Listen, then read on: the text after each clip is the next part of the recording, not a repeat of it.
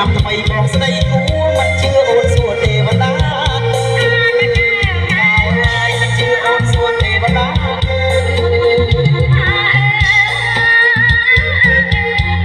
សំសួរតាមតាមសួរអូនប្រពន្ធហើយតែទេតែតាមមានប្រពន្ធហើយតើបងរៀបការនឹងអ្នកណាទៅហើយអ្វីស្រីពៅសួរអញចឹង